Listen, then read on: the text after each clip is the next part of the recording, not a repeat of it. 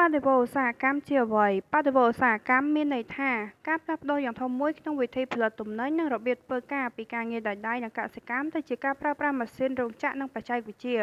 និយាយងាយយល់គឺមុនពេលដែលមានបដិវត្តន៍ឧស្សាហកម្មមនុស្សផលិតដោយប្រើប្រាស់ដោយដៃនៅផ្ទះឬតាមភូមិបន្ទាប់មកក៏ចាប់ផ្ដើមប្រើប្រាស់នៅម៉ាស៊ីននិងបង្កើតរោងចក្រដើម្បីផលិតផលបានលឿនជាងមុនសួស្តីមិត្តៗទាំងអស់គ្នាថ្ងៃនេះខ្ញុំនឹងនិយាយអំពីបដិវត្តន៍ឧស្សាហកម្មដែលចាប់ពី 1.0 រហូតដល់ 4.0 របៀបដែលធ្វើឲ្យផ្លាស់ប្ដូរជីវិតមនុស្សមកដល់ពេលនេះក៏ដូចជាផលប៉ះពាល់របស់វាទៅលើបរិស្ថានជុំវិញយើងដែលនាំឲ្យកើតមានគ្រោះមហន្តរាយធម្មជាតិបដិវត្តន៍ឧស្សាហកម្ម 1.0 ចាប់ផ្ដើមប្រហែលឆ្នាំ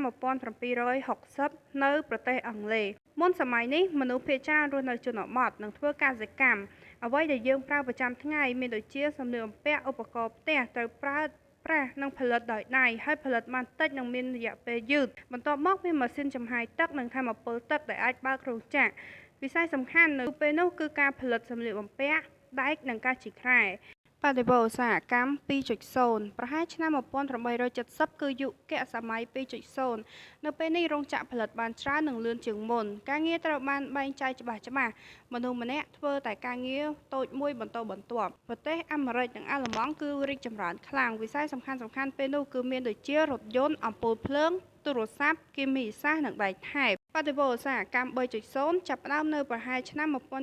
1969 នេះជាសម័យកុំព្យូទ័រនិងបច្ចេកវិទ្យាឌីជីថលរោងចក្រចាប់ផ្ដើមប្រើម៉ាស៊ីនស្វ័យប្រវត្តិដូច្នេះមនុស្សមិនចាំបាច់ធ្វើការងារធ្ងន់ៗដូចមុនទៀតទេកុំព្យូទ័រនិងអ៊ីនធឺណិតធ្វើឲ្យមនុស្សអាចទាក់ទងគ្នាបានភ្លាមៗនិងការងារការិយាល័យកើនឡើងបដិវត្តន៍ឧស្សាហកម្ម 4.0 បដិវត្តន៍ឧស្សាហកម្ម 4.0 គឺជាសម័យដែលយើងកំពុងរស់នៅម៉ាស៊ីនមិនត្រឹមតែធ្វើការតាមបញ្ជាទេប៉ុន្តែអាចគ្រាន់តែធ្វើការសម្រេចចិត្តបានខ្លះៗផងដែរឧទាហរណ៍ម៉ាស៊ីនក្នុងរោងចក្រអាចពិនិត្យខ្លួនឯងថាខូចឬអត់ការប្រើ AI ឬ Robot ជំនួសការងារតិចតួច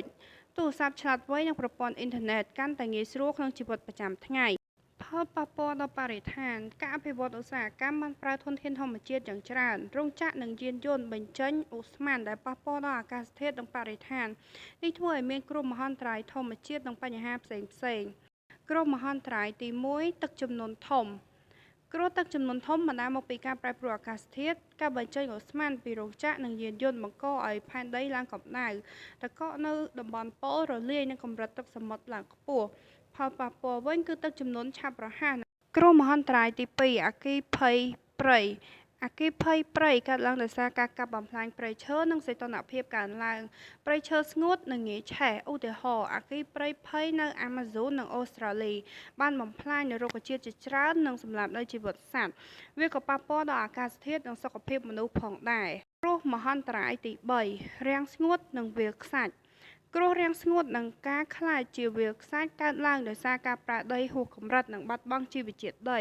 ដែលធ្លាប់មានជីវជាតិមិនអាចដាំដុះអាហារបានទៀតផលប៉ះពាល់នោះគឺមានចោរព្យុះធូលីការខ្វះអាហារនិងបញ្ហាជីវភាពរស់នៅឧទាហរណ៍តំបន់ខ្សាច់នៅអូស្ត្រាលីឬអាហ្វ្រិកខាងជើងដែលដីអស់ជីជាតិហើយមនុស្សត្រូវប្រើបច្ចេកវិទ្យាដើម្បីដាំដុះសរុបមកវិញបដិវត្តន៍ឧស្សាហកម្មបានជួយអភិវឌ្ឍសង្គមនិងសេដ្ឋកិច្ចបានយ៉ាងច្រើន